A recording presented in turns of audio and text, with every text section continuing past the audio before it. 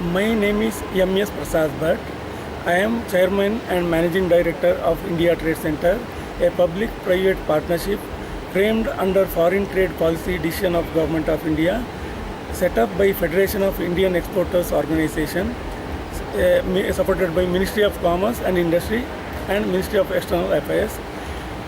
This project was framed for empowering farmers by marketing their produce overseas to get better price to their products.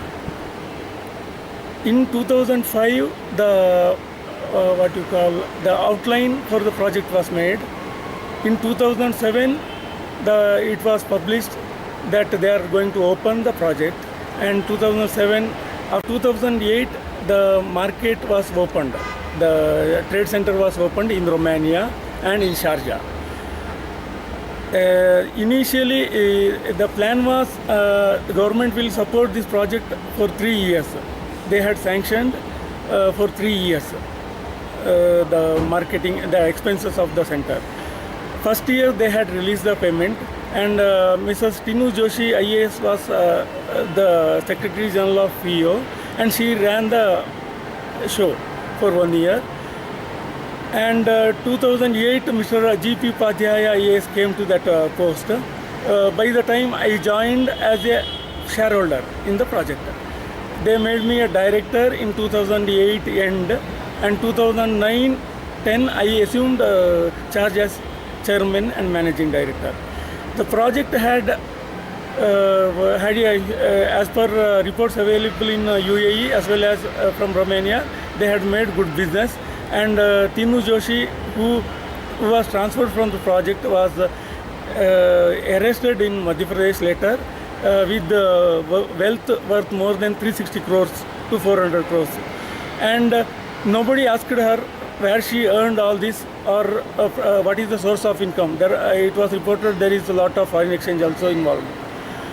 And in 2010 onwards, I was requesting the Ministry of Commerce through FIO to release the funds to run the trade center in Romania to help the farmers. The Federation of Indian Exporters Organization, they just did not do anything on this once Tinu Joshi was arrested. And after that, I registered the project in India, in Puducherry, in Karnataka, Kerala and Tamil Nadu, and I started to link the overseas markets with the villages so that farmers get benefited by the project. Because the issue with the farming community is that farmer is not getting what he is spending in the field.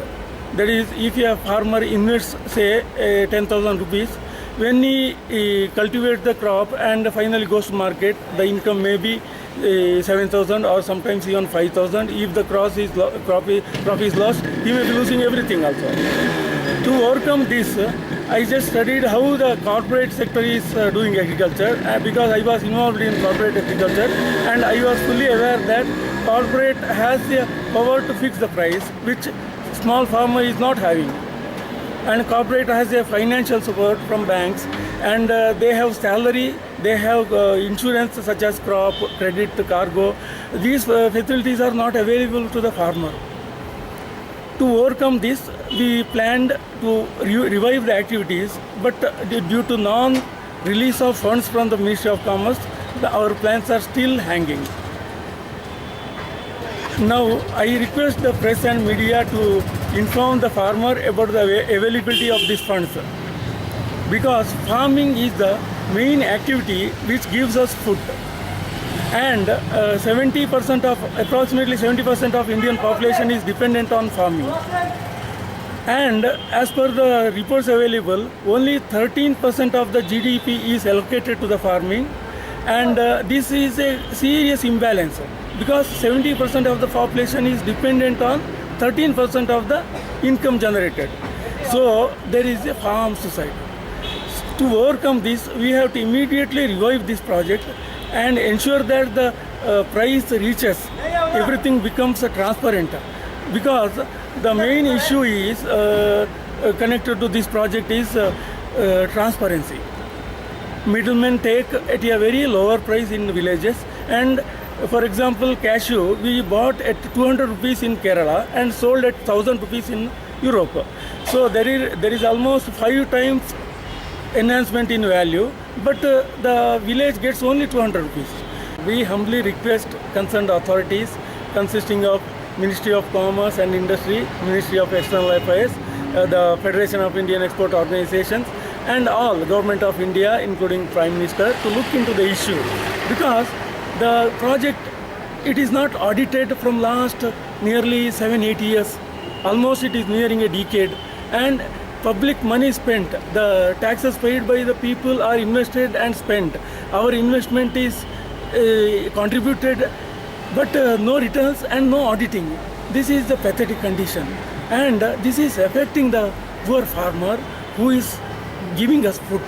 I request, please look into the issue and immediately release these amounts withheld in Madhya Pradesh, Tamil Nadu, and in New Delhi in Ministry of Commerce, so that we revive this project and link our villages to the global markets and get the maximum to our farmers, so that they stop suicide. They think of growth, and they think of they get happiness. This is my humble request. We hereby humbly request central government to ensure immediate transfer of 360 to 400 crores amount recovered in Madhya Pradesh, and the amount sanctioned but not released in New Delhi, and amount withheld in Tamil Nadu, and all the documents connected to this project, and study it and immediately act on that, so that we receive the funds immediately and revive the activities, and we continue our work to serve our nation. This is my request.